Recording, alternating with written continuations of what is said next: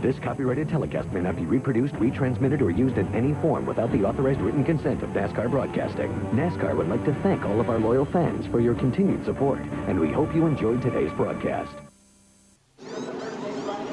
We're under caution here at Daytona because of this piece of debris on the backstretch. That is a rear spring. Wow. That's what holds the car up. Did it come off the 29 car? Because the 29 car has come in for a pit stop, and there was reported smoke out of that car. Well, but he looks okay. If he loses the coil spring, it's going to smoke because the tire is going to drop down on the sheet metal, or the reverse, the sheet metal is going to drop down on the car. Well, the track officials are there. Meanwhile, while that was happening, as they were coming down to get the caution, Dale Earnhardt almost wrecked. Watch this. He's going to make contact with Ernie Irvan right here. Just a little bit of contact, and Earnhardt almost lost it. That was a spring from the 29 car. How about that? And he is, oh yeah, you can see.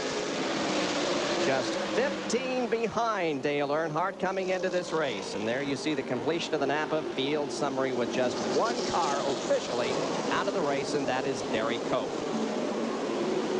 Well, they're not making much progress here, BP. Uh-oh. A near crash. John Andretti, it looked like, got in trouble. Oh, now we do have a crash. It's Dick Trickle spinning on the bottom of the racetrack. He's going back there. You're clear. You're clear. Come over the strike. Go over the strike. Come on, baby. Come on.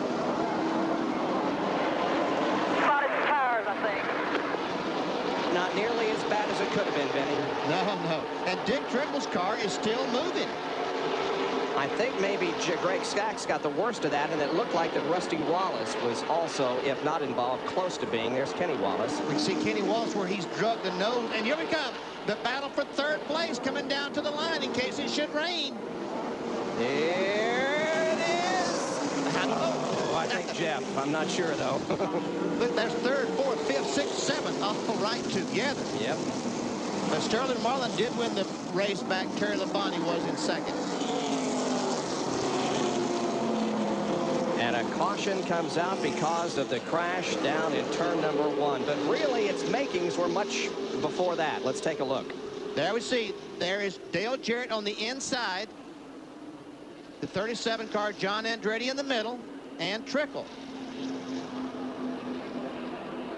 Now we see Andretti and the 88 car make some contact, and Trickle gets forced into the wall pretty strong.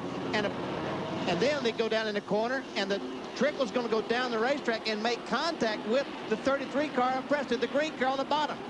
Right there, they make contact, and look at Ernie Irvan in the back of the 33 car. But they continue on. Now the 29 car is going to come in here someplace. There he is. He goes up.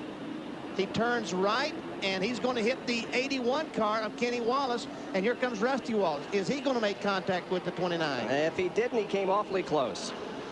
Looks like he missed him. Yep, he may have. Starting 36th at Brett Bodine, and then Lowe's Ford. He's losing the sponsorship next year to the Richard Childress second team that Mike Skinner will be driving for. So Brett Bodine is shopping for a sponsor and showing that he still can drive a race car here this afternoon. Here is Ted Musgrave right behind Mark Martin. 11th and 12th. Well, he's just ahead of Mark Martin now. And there is Mark's in car. He goes by his teammate following Jimmy Spencer.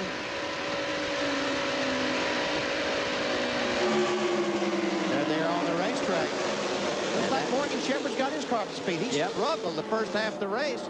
And that is a different color, of course, on that 75 car. They changed from the green to the purple, and that reflects the colors of a Strand Fishing Line that is also, I guess, owned by Remington. Yes, that's correct. Now we see Ernie Irvan and Dale Jarrett going by Michael Waltrip on the inside, taking over that 6th spot. Here comes Brett Bodine. And he does have that Lowe's Ford on the move. He sure does. Looking good. But the Robert Yates drivers have teamed up to draft by Michael Waltrip. And now they set their sights on the top 5 draft.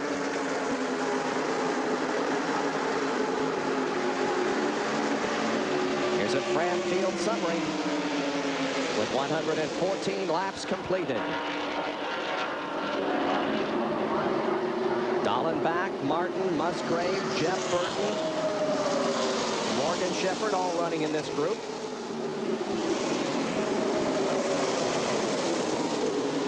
The furthest anyone has ever come from starting position to win this race was Bill Elliott, who came from 38th. Ted Musgrave started in 38th today, and for a while he was up in the top 5, but now he's 14th. And Jerry, what's the weather looking like? Well, Bob, Terry Labonte's spotter just said it's raining on the interstate on I-95, which is about maybe 300 yards from turn 1 here at the Speedway.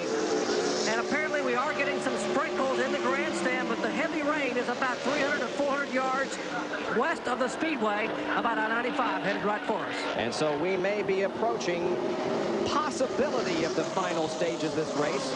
But of course, NASCAR will make every effort to get all 160 laps in. Although it is drawing late in the afternoon, now almost 10 minutes before 4 Eastern time. And Jeff Gordon is trying to work on his teammate Terry Labonte for second. Well, I tell you what, it was very, very close.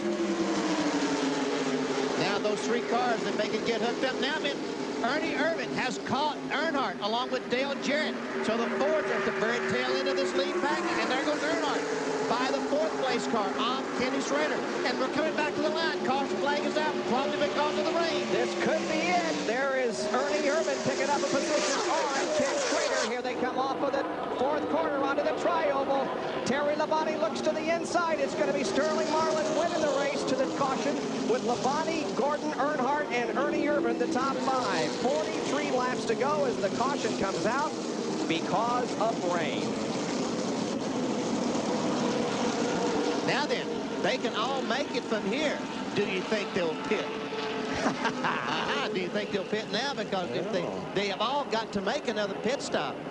So, will they stop now? Benny, the rain is coming down as hard now as it has since well before the beginning of this race. And they cannot stay out there very long, in my opinion, because the track is going to get very wet in a very short length of time. This copyrighted telecast may not be reproduced, retransmitted, or used in any form without the authorized written consent of NASCAR Broadcasting. NASCAR would like to thank all of our loyal fans for your continued support, and we hope you enjoyed today's broadcast. This has been a presentation of TNT Sports.